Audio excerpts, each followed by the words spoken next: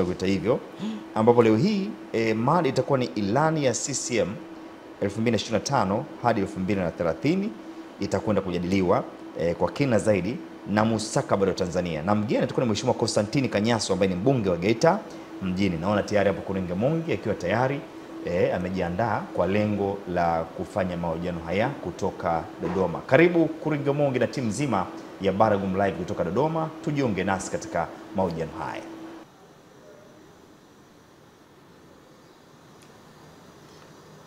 Asante studio za Dar es Salaam, kwako Emmanuel Mwakapotela na Dorcas Ramos.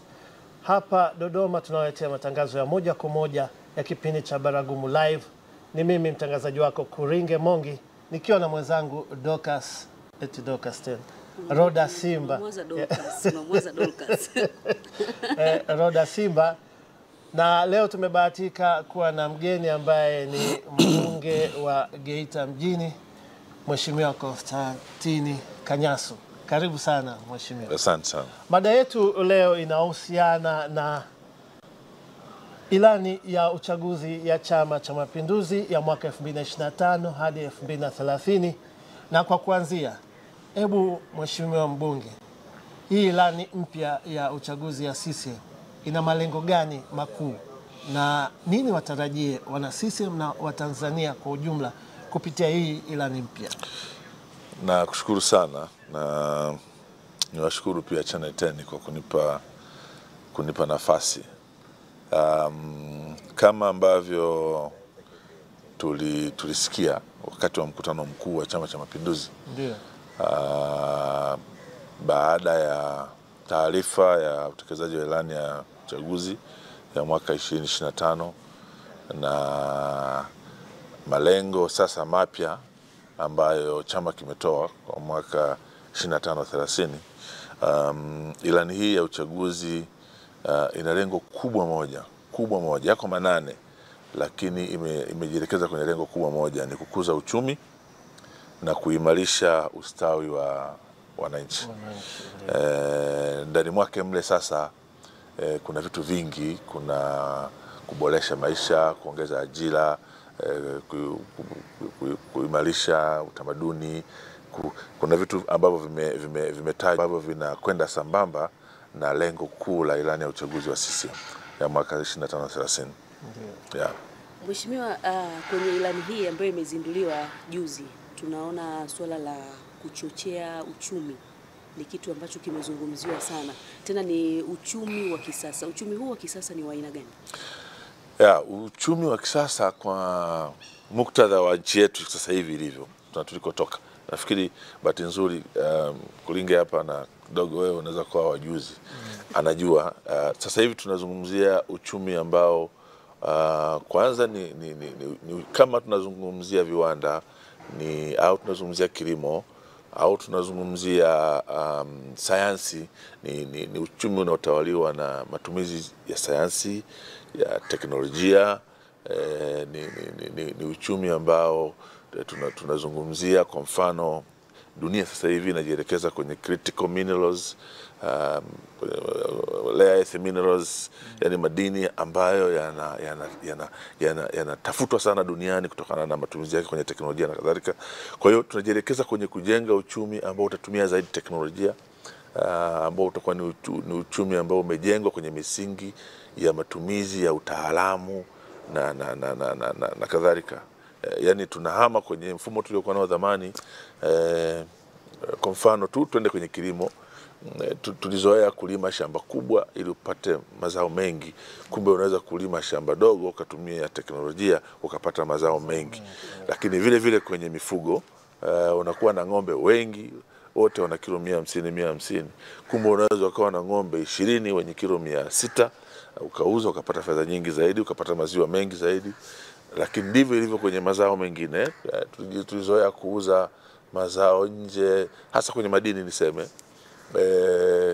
Mpaka miaka hivi karibuni tumejenga refineries, lakini kabla ya hapo tulikuwa tunapeleka madini yetu yote almost tunapeleka nje yakiwa semi processed, yani yako kwenye hatua ya mwanzo kabisa. Sasa tunajielekeza kwenye kutafuta namna ambavyo tutajenga uchumi ambao utakuwa una sura hiyo ya mabadiliko matumizi ya teknolojia zaidi, matumizi ya sayansi, lakini pia kwenda sambamba na dunia. Wakati sisi sio kijiji, sisi tuko ndani ya dunia. Kadiri tunavyotengeneza bidhaa ambazo zinafanana na dunia ilivyo, ndio unapata soko.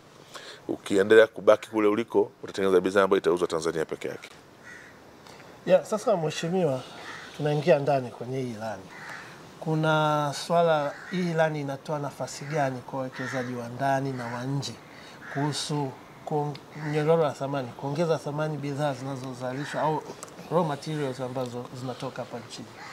Kwanza tuseme tu kwamba ukitazama vizuri ilani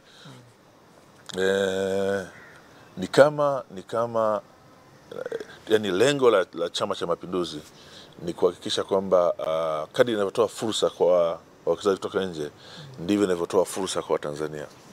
Na inajielekeza kwenye kwanza kujenga uchumi kuhakikisha kwamba inatengeneza uchumi wa Watanzania wenyewe pamoja na kuwakaribisha watu wa nje. Fursa ambazo tunazungumzia hapa, na nafikiri mlikuwa ukimsikia mara nyingi sana Mheshimiwa Rais anazungumza, Tanzania ina fursa nyingi sana.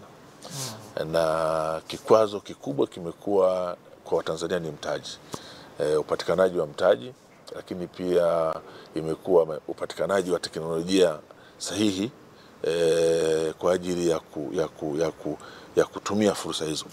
Hata katika madini, mfano eneo ambalo mimi nimebobea kidogo kwenye madini, Watanzania wengi tumehamasishwa kuingia kwenye madini, lakini utakuta wengi ambao hawajatumia vizuri fursa kwenye madini ni kwa sababu hawana mtaji, lakini hawana teknolojia. Sasa ukiunganisha watu kutoka nje na watu kutoka ndani kwenye sekta ya madini, bahati nzuri kanuni mpya na ambazo tumetunga hivi karibuni zinataka mwekezaji anayetoka nje kama kuja kuwa mchimbaji wa kati au mchimbaji mdogo, yeye kutoa technical support kwa Watanzania, technical support na capital support kwa Watanzania. Na yeye hatapewa leseni ndogo kuchimba, kwamba naye apewe PML aanze kuchimba hapo Nzuguni sio wapi. Hapana, anapewa Mtanzania, atamiliki PML hizo, alafu yeye atamkaribisha mwekezaji kutoka nje kuleta utaalamu, lakini kuleta mtaji. Na bahati sasa tuna masoko tayari Tanzania. Kwa hiyo ukiunganisha hiyo nguvu mbili, maana yake utakuwa umempata mwekezaji kutoka nje na umepata mwekezaji kutoka Tanzania. Lakini Watanzania wana advantage zaidi kwamba wamepewa kipaumbele kwenye mipango yote hii. Namba moja ni Mtanzania, kwamba anaanza Mtanzania, alafu yeye akishindwa ndio anakaribisha mtu kutoka nje. Hata kwenye leseni kubwa kama Watanzania wangelikuwa na mitaji na teknolojia, bado ukienda kwenye sekta ya madini ndio wanaopewa kipaumbele zaidi. Na mimi naweza kusema kwa ukanda wetu, kwa mfano ukanda wa Kanda ya Ziwa, mabilionea wengi waliopo sasa hivi wanatokana na madini. Zamani walikuwa kwenye samaki, sasa hivi ni kwenye madini. Na ni kwa sababu walipata fursa na serikali ikawapa nafasi ya kuitumia. Kwa hiyo ni kama hivyo. Yes. Ni kitu gani? Ndio. Yes, kwenye madini kuna leseni zimewekwa kwenye makundi. Kuna PML ni primary mining license ambayo anapewa mchimbaji mdogo, na kwenye muktadha huu ni wachimbaji wadogo wa Tanzania ambao wanapewa leseni 2, 3, 4 hata mpaka 10. Ambazo sasa akitaka kuchimba anaruhusiwa kuchimba, lakini anaruhusiwa kuingia ubia na mtu kutoka nje kwa kukidhi masharti hayo yaliyotengenezwa na serikali. Alafu PL ni prospecting license ya utafiti, leseni kubwa lakini ya utafiti. Ambao anapewa Tanzania au mtu kutoka nje, na kisha thibitisha kwamba kuna madini, anaomba mining license, anachimba. Sasa ndio nilikuwa najaribu kuziweka kwenye makundi hayo kwamba mazingira yaliyotengenezwa na kanuni za wizara na sheria zetu yanampa fursa zaidi Mtanzania yeye kuwa kipaumbele, alafu ndio amkaribishe mtu kutoka nje. Sasa ndivyo ilivyo kwenye maeneo mbalimbali. Ukiangalia vizuri kwenye kilimo, tuchukulie tu kilimo ambacho sasa hivi nadhani ukiangalia kwenye ilani kimepewa kipaumbele kikubwa, lakini ndio ukiangalia taarifa ya ilani iliyopita kimepiga hatua kubwa zaidi kutoka almost hectare 500,000 kwenda hectare zaidi ya 1,000,000 za kumwagilizia, lakini budget imetoka chini ya bilioni 200 imekwenda zaidi ya trilioni 1. Na ukiangalia mtazamo ulivyo kwenye ilani ni kukifanya kilimo kiwe cha kisayansi, lakini kikosa hapa, kadri unavyotaka kiwe cha kisayansi, manake unakaribisha walio mbele kwenye sayansi ya kilimo, kwenye mbegu, pembejeo, namna ambavyo unatafuta mazao na kuyasimamia na kadhalika. Mheshimiwa, tuzungumzie ajira sasa. Ajira kwa vijana bado ni changamoto. Sasa ni ipi mikakati ya ndani ya ilani hii ambayo imezinduliwa juzi kwa vijana kuweza kupata ajira ya kudumu? Kwanza nikiri ni kweli kwamba hata katika ilani iliyopita ilizungumzwa ajira, lakini haikuwa captured kama ilivyo sasa kwenye ilani hii ya uchaguzi. Ilani hii sasa ya uchaguzi sio tu imejielekeza kwenye kukuza, kwenye kuongeza ajira. Ukiangalia hapa tulipata mafanikio ya ajira karibu milioni 8, sasa tutakwenda juu zaidi, nadhani zaidi ya milioni 10 kwenye ilani. Lakini tatizo kubwa lililogundulika kwenye ajira ni pamoja na tunakuwa na watu wanatafuta ajira, lakini wamesoma lakini hawana maarifa ya kutosha. Sasa ilani imejielekeza kwenye mikakati yake kukabiliana na jambo hilo ni kuhakikisha kwamba vijana wote walio kwenye vyuo mbalimbali watapata fursa ya kufanya kazi wakiwa bado wanasoma, ili kuongeza competence ya wanachokisomea, lakini pia kupunguza kinachoendelea huku mtaani. Mtu kamaliza cheo fulani, akienda kufanya interview ile ya cheo kile anaonekana tena hana sifa, hafai. Hilo ni eneo la kwanza ambalo lengo ni kuwafanya vijana wengi, hata kama atatoka pale hajafanikiwa kuajiriwa serikalini, basi hicho alichoenda kusomea anaweza kukipractice huku nje. Lakini la pili, kama umeona vizuri ilani, tunakwenda kuanzisha mitaa ya viwanda. Mitaa ya viwanda, yani kama Dodoma hapa unakuta kuna eneo ambapo kumetengwa maalumu kwa ajili ya viwanda mbalimbali ambavyo huko kutaanzishwa viota vya tamizi, incubators, ambazo zitawapa watu kozi mbalimbali. Unajua huko nje hata mabilionea huwa wanafanyiwa incubation. Yaani mnachukuliwa, anakuja mtu ufanya biashara maarufu kama wewe hapa, unapewa vijana 300 kwa wiki 3, unawatrain namna ambavyo wanaweza wao wakawa na fikra za kuwa mabilionea, na hata wakipata access ya mtaji wanaweza kautumiaje, wakaanzaje. Kuna watu wanafanya hizo training. Sasa hii incubation inakwenda kwenye kozi mbalimbali ambazo zitawafanya watu wawe na uwezo wa kuongeza thamani kwenye mazao, kwenye bidhaa za viwanda. Yaani sio shule, sio chuo kama unaenda kusoma miaka 4 upate certificate. Unakwenda kujifunza ujuzi, ule ujuzi ambao mtu fulani anao. Sasa watatengeneza hivi kama hivyo vijiji vya ambavyo vitakuwa na hizo taaluma, na faida yake ni kwamba maeneo hayo serikali itapeleka resources za kutosha, kwa maana kama ni vifaa vya practical, lakini itapeleka wataalamu, lakini pia itakuwa inachukua makundi ya vijana kulingana na talent. Kwa mfano mimi niko kwenye madini, mfano tu nataka tuongeze thamani ya madini mbalimbali. Tanzania ina madini mengi sana, ukiacha dhahabu na madini mengine ambayo yanatakiwa yaongezewe tu thamani, wavae wa Tanzania wenyewe, lakini pia yauzwe nje ya nchi. Sasa wapi hizo center ndizo ambazo zitatengenezwa kwenye kila mkoa, kutegemea na maeneo hayo, uchumi wa maeneo hayo uko namna gani. Ndivyo ilani inasema. Sasa mheshimiwa, hebu tuangalie upande wa sekta isiyo rasmi. Ilani hii mpya ya uchaguzi ya CCM inazungumziaje kuhusu watu walioko katika sekta isiyo rasmi? Kwanza hii ni sekta kubwa. Zamani ukizungumza sekta isiyo rasmi unamaanisha machinga, unamaanisha bodaboda, unamaanisha mamantilie, kategori hiyo. Na ukienda kwenye ilani, utaona ilani mpya inataja kuwawezesha kwenye mitaji, inataja kuwatengea maeneo mahususi ya kufanyia biashara, na kuwajengea uwezo wa kufanya biashara na kurejesha na kukopesheka, na imetaja kuwaimarisha. Lakini unajua wafanyabiashara wengi ambao kuhusu elimu ya fedha, inazungumzia kuhusu elimu ya fedha, ndio kuwajengea uwezo ili waweze. Unajua mara nyingi sana watu wengi wanafikiri ukipata pesa tayari unaweza kufanya biashara.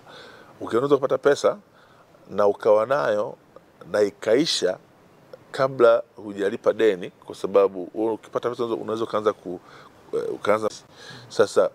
Kabla ya kupewa mkopo unajengewa uwezo, lakini pia ziko taasisi ambazo serikali tayari imeshaengage nazo ambazo mpaka sasa hivi zinatoa mikopo kwenye makundi haya maalum kwa riba nafuu. Sasa serikali kazi yake sasa ni kutengeneza haya maeneo mengi. Kwa mfano ukiangalia mfano mzuri, tuchukue tu Dodoma, wamefanikiwa kwenye eneo moja pale wanaita Machinga Complex, wamefanikiwa.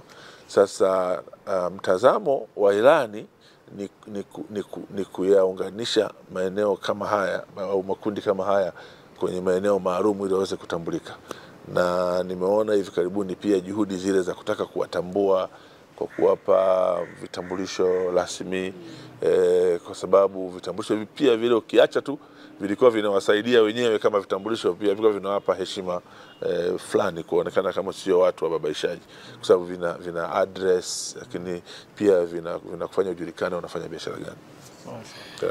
Mheshimiwa, tuzungumzie sasa kwenye eneo la ustawi wa jamii. Ni maboresho gani ambayo yanaenda kufanyika sasa hasa katika maeneo ya afya, elimu, maji katika kipindi cha mwaka 2025 hadi 2030? Ukisoma vizuri ilani imesema hasa kuhusu maji kwamba by 2030 inataka upatikanaji wa maji uwe zaidi ya 90%.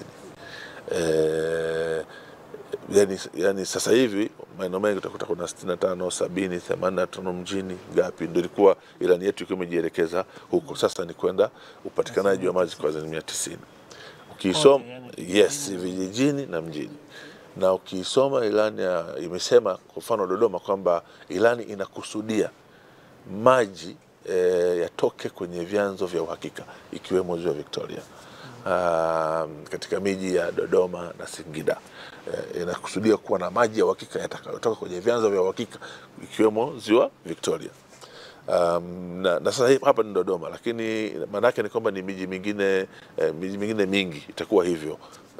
Kama unavyoona Morogoro wanajenga Kidunda, ambao of course Dar es Salaam kwa uwepo wa Mwalimu Julius Nyerere na uhakika huko baadaye watatumia yale maji kuyapeleka pwani na kadhalika.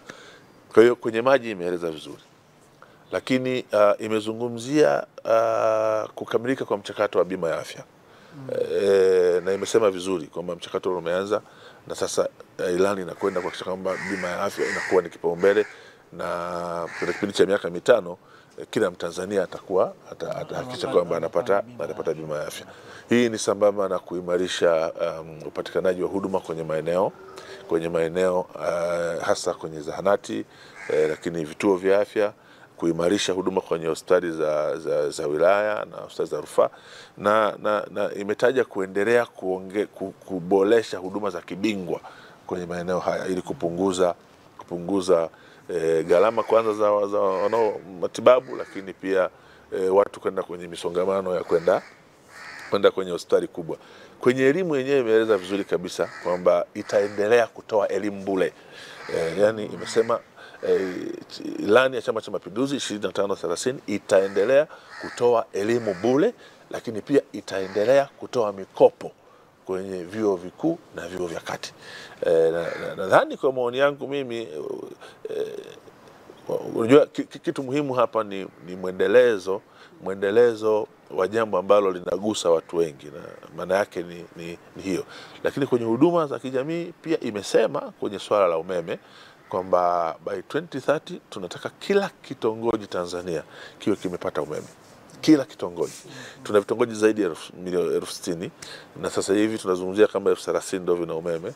lakini tuna vijiji zaidi ya 12,000 na kitu ambavyo vyote vimekushapata umeme. Tuna mitaa zaidi ya 2,000 ambayo yote vimeshapata umeme. Sasa tunakwenda kwenye vitongoji vyote viwe vimepata umeme. Ilani inasema hivyo. Sasa kwa mtazamo wangu mimi kwa kweli inaposema inaenda kuboresha maisha na ustawi wa jamii, haya kama ndivyo yalivyotajwa kwenye ilani na yatakwenda kufanyika, basi ni ilani ambayo imegusa maisha ya watu. Mheshimiwa Kanyaso, sasa hebu tuangalie uimarishaji wa miundombinu. Hivi ilani ya uchaguzi ya CCM ya mwaka 2025 hadi 2030 inaizungumziaje kuimarisha miundombinu? Kwanza ni jambo ambalo ni endelevu.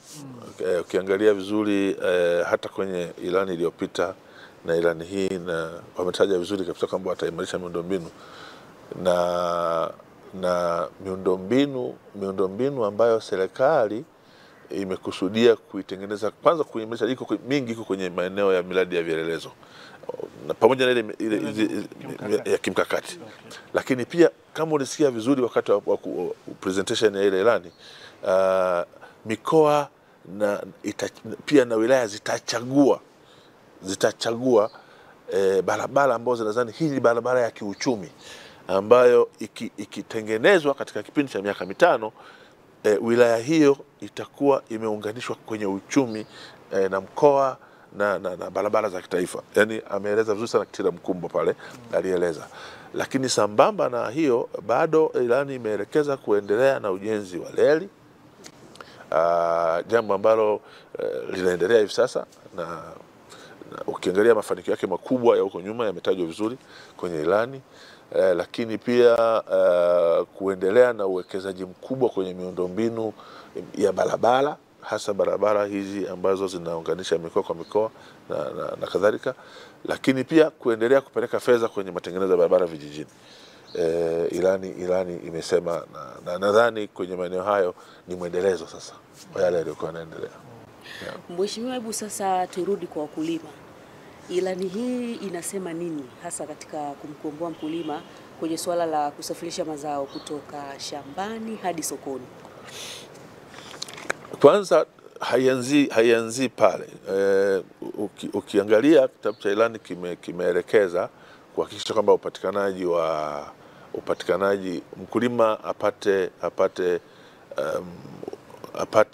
awe na access na mbegu bora, kwa maana upatikanaji wa mbegu, lakini upatikanaji wa ugani, huduma za ugani, kuimarika kwa huduma za ugani. Sasa of course kuna maeneo fulani imetaja kuhusu kuimarisha ushirika na kadhalika, lakini ili kusafirisha mazao ya mkulima kuyatoa hasa kwenye maeneo ya vijijini kuyapeleka sokoni, imeeleza vizuri kuimarishwa kwa barabara za vijiji, lakini pia kuimarishwa kwa masoko ambayo masoko hasa kwenye mazao ambayo serikali inapata zaidi mapato kwa kuyaunganisha pamoja, kwa mfano kama korosho na kadhalika, ni kuimarishwa kwa masoko. Na imesema kabisa itafufua kiwanda kikubwa cha korosho katika mikakati yake ya miaka 5 hii.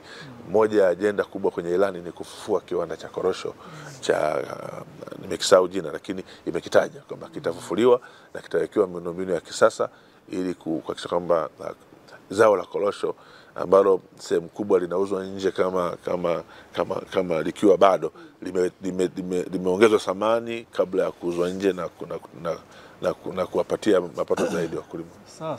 Yeah. Mheshimiwa, labda sasa hivi tuko kwenye uchumi wa kidijitali dunia nzima sasa hivi, na Tanzania ikiwemo.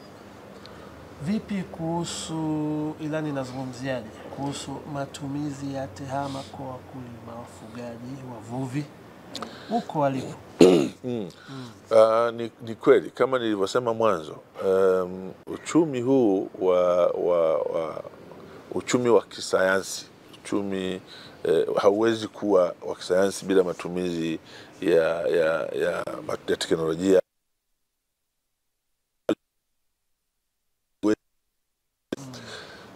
Kwenye mifugo kwa mfano, kama mmesikia habari ya kwamba kwa nini nyama yetu imekuwa ikikosa soko nje, ni kwa sababu ni vigumu kupata taarifa sahihi za mnyama anayetaka kuchinjwa kupelekwa nje kutoka kwa mkulima na kwa mfugaji, ndio mkulima, kwa mfugaji. Na ni kwa nini? Ni kwa sababu kwenye eneo hilo hatujaanza kisawasawa kutumia teknolojia. Sasa kwenye ilani hii, lakini kwenye utaratibu wa serikali kutakuja vitu vinaitwa hereni. Hereni ni chip ambayo ng'ombe yule atapewa, itakuwa na namba ambayo ile namba ukiingiza kwenye mfumo utapata taarifa kwamba ng'ombe alizaliwa lini, alizaliwa wapi, na amepata chanjo mara ngapi, mara ya mwisho ametibiwa lini. Na kwa hali hiyo unajua unapomtibu ng'ombe kuna muda unapita ili aweze kufaa kwa kutumika. Sio unamchoma sindano leo, kesho unamchinja unampeleka buchani. Hapana. Kwa hiyo hizo taarifa zake zote mpaka anafika sokoni ndizo wanazozitaka walaji kule nje kwenye vyakula. Lakini ndivyo wanavyotaka kwenye mazao. Mazao kuna nchi ambazo wanataka organic peke yake, na anataka organic maana yake ukimpelekea yeye, akipeleka maabara akute kweli ni organic. Sio unamwambia organic, ukienda ndani mwake umetumia mbolea ya madini ya sulfur, ya manini na manini ambayo wengine hawataki. Sasa watu wanataka tracing afanye tracing. Ikitokea unataka kupeleka samaki, amefugwa samaki, kafugwa Dodoma, unataka kumpeleka nje, watu wanataka wajue, yani akitaka taarifa za huyu samaki alikuwa anakula nini tangu alipoanza kufugwa mpaka leo anakuja hapa, waweze kuzipata ili uweze kupata samaki ambaye ana sifa zinazotaka. Sasa hiyo ndio aina ya teknolojia ambayo ilani ya uchaguzi inajielekeza kwenda ili kukapcha masoko yaliyoko nje. Kwa sababu masoko yaliyoko nje yana taarifa ya kila unachokipeleka, ikiwemo mazao yote aina mbalimbali, yanataka taarifa. Mheshimiwa, turudi sasa kwenye swala la ubunifu na teknolojia. Ilani hii ina mpango wote wa kuimarisha ubunifu na teknolojia hasa kwa vijana ambao wanamaliza vyuo vikuu na wanajiunga na vyuo vya ufundi stadi? Yes, ubunifu na teknolojia na hasa kwenye eneo la vijana wenyewe. Ilani imezungumza kuhusu viatamizi, ambayo ndio kwa Kiingereza nasema ni incubators. Kuwa na incubation centers. Yani kwa mfano unakuwa na labda chuo kikuu cha data technical, pamoja na kozi zao zote wanazozitoa. Sasa kwenye talents na vitu gani, wanakuwa na kasehemu ambako wanaweza, labda kijana anataka kutengeneza helikopta. Mgundua kijana huyo anaweza kutengeneza helikopta, na amefanya bila kuangalizia popote pale, na akamanage kurusha helikopta kutoka mita hapo kwenda pale. Sasa huyo mtu, ili uweze kuangalau kumuongezea maarifa, unampeleka kwenye sehemu ambapo kuna watu waliobobea kwenye maeneo hayo. Alafu atakapotoka hapo atakuwa amepata uwezo wa kwenda kuendeleza teknolojia yake, lakini pia hiyo teknolojia kwenda kumsaidia kwenda kujiajiri. Sasa ilani ime capture hayo maeneo, imesema itatengeneza kuanzia vioni mpaka vyuo vya kati, mpaka wale wa mtaani ambao ana utaalamu, ana ujuzi, lakini hajapata fursa ya kwenda kusoma. Itatengeneza hivi maeneo ya viatamizi ambavyo vitaweza kuwasaidia kuongeza maarifa. Mheshimiwa Kanyaso, hii ilani mpya ya uchaguzi imeelekeza nini kuhusu swala la kuimarisha demokrasia, pia swala la utawala bora na uhuru wa vyombo vya habari? Nadhani kwenye jambo ambalo kwa mara ya kwanza, ilani ile ya kwanza nyingine ilikuwa haikulitaja, ilikuwa na vipaumbele 5, ilikuwa haikutaja. Hii kwenye kati ya vipaumbele vyake 8 imesema wazi kwamba itaimarisha demokrasia na utawala bora. Na kwa sasa Tunaposema tunaimarisha demokrasia na utawala bora, maana yake ukiachia ondoleo la zuio la mikutano ya hadhara, lakini uhuru wa vyombo vya habari ambao tunao ni mara nyingi sana Chama cha Mapinduzi kimehubiri kuhusu matumizi sahihi ya fora za Mheshimiwa Rais. Kuwa na siasa ambazo zinatufanya tuvumiliane, na ingawa wanasiasa wengi asilimia kubwa wameweza kuzitumia, lakini tunataka taifa yajue kwamba sisi tunalenga kuwa na siasa ambazo zinajenga zaidi taifa, zinajenga zaidi umoja wetu, lakini zinatoa haki ya msingi iwapo watu watafuata sheria. Maana utawala bora unazungumzia matumizi. Utawala bora watu wengi wana misconceive. Utawala bora ni pamoja na matumizi sahihi ya sheria. Yani unaruhusiwa kufanya unasimamiwa vilivyo, unapewa haki yako, lakini na wewe unafuata sheria. Sio unafuata holela. Ndo maana yake ya kufanya utawala bora. Mheshimiwa, labda kwa sababu tuambie, kwenye ilani hii ya uchaguzi 2025-2030 imeweka mikakati gani ya kuhakikisha nchi inaendelea kuwa na amani, utulivu na mshikamano? Kwenye hivyo vipaumbele vinane, kama ningepata access ya kuvisoma, moja la eneo ni kwamba tunataka Tanzania iendelee kubaki kuwa nchi moja, nchi yenye amani, nchi yenye utulivu. Lakini kama ambavyo ukiangalia vizuri kwenye mkutano ule, marafiki wengi waliokuja kwenye mkutano ule wa juzi wameeleza namna ambavyo Tanzania imeshiriki kwenye kuimarisha amani katika nchi zao, lakini pia kwenye kushiriki kwenye ukombozi. Lakini sisi tunajiona kama kwa nchi za Afrika sasa kama mfano, yani ni kama mfano wa nchi zingine. Kwa hiyo moja ya mikakati ambayo mimi bahati nzuri sana naweza kusema kwa sababu niko kwenye siasa na naiona ni kuhakikisha kwamba tunaendelea kuwa nchi ambayo inatoa haki kwa vyama vingine kushiriki kwenye uchaguzi, hasa vyama ambavyo viko vimesajiliwa na kadhalika. Lakini kwenye uhuru wa vyama vyenyewe kufanya siasa, lakini uhuru wa kutoa maoni. Ukiangalia vyama vingi ambavyo sasa hivi vinakwenda kushiriki kwenye uchaguzi, sio kwamba vyenyewe vinarafiki sana wa CCM, kwamba sijui labda ni CCMB. Hapana, ni kwa sababu tu vinatumia ule uhuru na haki yao ya kikatiba ambayo imehakikishiwa kwenye ilani ya uchaguzi kusimamiwa, kutoa maoni, kuzungumza na kufanya uwakilishi. Okay. Sasa Mheshimiwa, imedhihirika kwamba sanaa na michezo imekuwa ni moja ya ajira kubwa hasa kwa vijana. Sasa ilani hii mpya ya uchaguzi ya sisi inazungumziaje?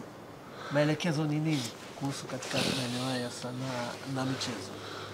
Ilani imesema wazi kwamba inakwenda kwanza kuimarisha, kuhakikisha kwamba inaimarisha tamaduni na mila na desturi za Tanzania, na kuimarisha michezo. Na kwenye michezo kwanza kule nyuma imezungumzia mafanikio ambayo tumeyapata kwenye miaka 5 iliyopita, lakini kumezungumzwa uboreshaji wa viwanja vya michezo, na kama ulisikia vizuri pia kutajengwa yale mahall makubwa kwa ajili ya kutoa fursa kwa wasanii na waigizaji mbalimbali Tanzania kutumia fursa hiyo. Lakini pia imeelekezwa kwenye ilani kwamba hii michezo sasa yani ipewe kipaumbele kuanzia kwenye msingi, na sio mpira peke yake. Tukisema michezo tumaanishi mpira, ni michezo yote kuanzia kwenye msingi, kwa sababu imezungumzwa kama pamoja na kwamba tunazungumzia kudumisha michezo na utamaduni na nini, tunazungumzia pia ajira kwamba michezo imekuwa ikitoa ajira kwa Watanzania. Kwa hiyo serikali imejielekeza kwenye kuimarisha miundombinu, kwenye kuongeza walimu. Somewhere hapa wamesema wataimarisha zaidi chuo cha Maria na kadhalika, na ujenzi wa viwanja vipya vikubwa vya mpira ambao utakwenda sambamba, na wametoa mfano wa uboreshaji wa viwanja kama vile cha Mkapa na kiwanja cha Arusha, cha Dodoma na cha Zanzibar. Kwa hiyo imetoa kipaumbele kikubwa sana kwenye michezo, na katika malengo 8 imeweka mahususi kabisa kwamba itaboresha michezo. Mheshimiwa, turudi kwenye swala la mila na utamaduni. Ilani hii inasema nini hasa katika kulinda mila, utamaduni, lakini urithi pia wa taifa, ili tuweze kurithisha na vizazi vingine vijavyo? Unajua taifa sio kwamba huko nyuma ilikuwa hailindwi, lakini ukiangalia vizuri sasa focus ni kwenye kuhakikisha kwamba mila na desturi za Tanzania hazipotei. Na taifa ambalo halina tamaduni zake, si kama niko sahihi sana, lakini ni kama taifa linalokufa hivi. Yani kama unapoteza tamaduni zako na unaruhusu zinapotea kirahisi, maanake ni kwamba unaua msingi muhimu sana wa taifa, kwa sababu utakuwa na kizazi ambacho hakina simulizi, yani kina mambo mapya. Kwa hiyo ukiangalia ilani imeelekeza kulinda tamaduni, na kuhifadhi mila na desturi za Kitanzania, na hapo ikaunganisha na michezo. Kwa hiyo kwa maoni yangu mimi ni kwamba ni kama tunaamka hivi usingizini, kwa sababu kuna maeneo tulikuwa kama vile huko nyuma tunalizungumza, lakini hatuliweki kwenye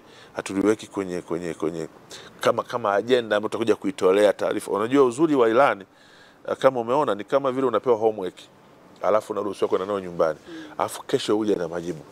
Sasa maana ni kwamba hii 2030 Watanzania watapata bahati ya kusikiliza kama ilivyokuwa juzi ambavyo tulipitishwa utekelezaji, kwamba sasa hili eneo la utamaduni, mila na desturi na kadhalika limehifadhiwa kwa kiwango gani na limekuwa kwa kiwango gani, na nadhani itakuwa ni fursa sahihi pia kuzijua. Maana kuna watu hawajui kabisa mila zao. Kuna mtu amezaliwa mjini, amezaliwa wapi, hajui chochote, lakini itakuwa wenyewe ni wale ni wale ambao hawajui hata Kisukuma, hawajui Sukuma wa mjini.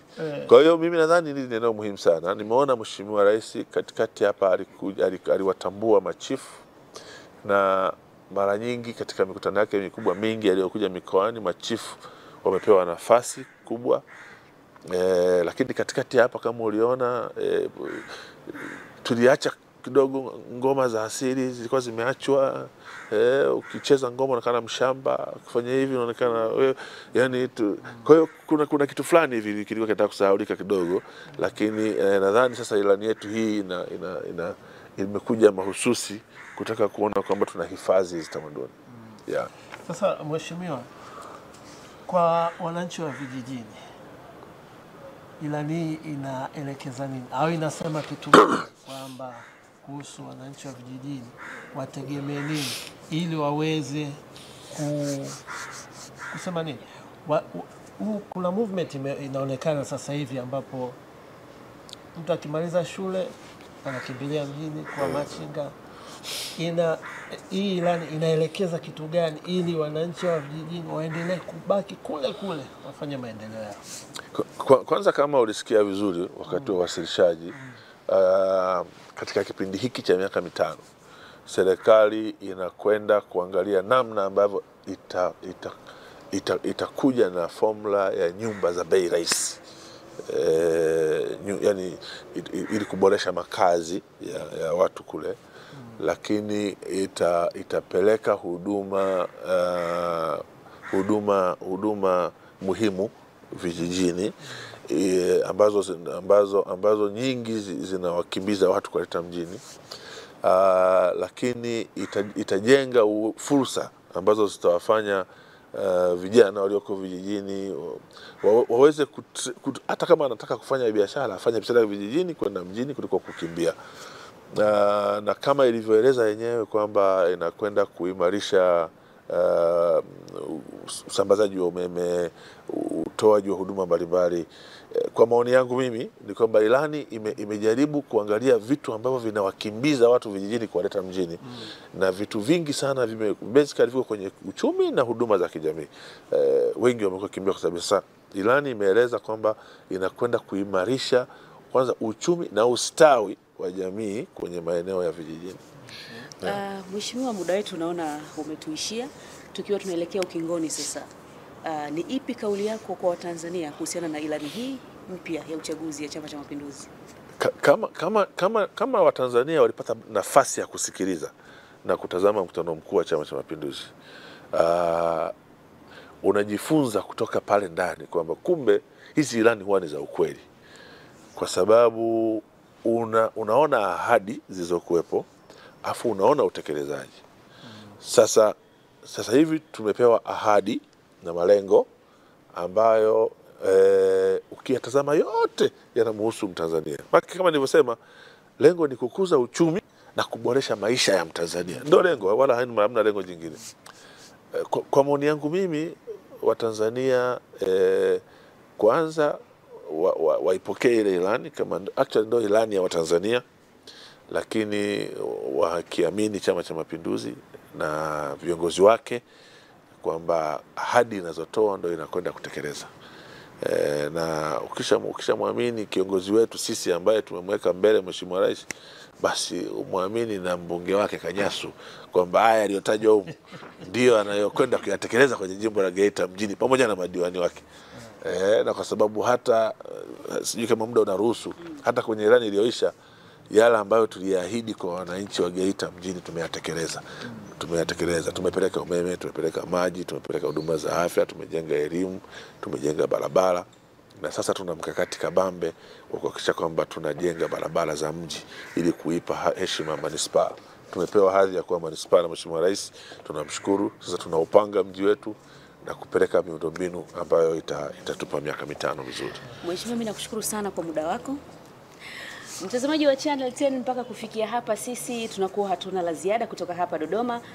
Tulikuwa na mbunge wa jimbo la Geita mjini, Mheshimiwa Constantine Kanyasu, ambaye tumezungumza naye mambo kadha wa kadha kuhusiana na ilani mpya ya uchaguzi ya Chama cha Mapinduzi 2025 2030 na mustakabali wake kwa Watanzania.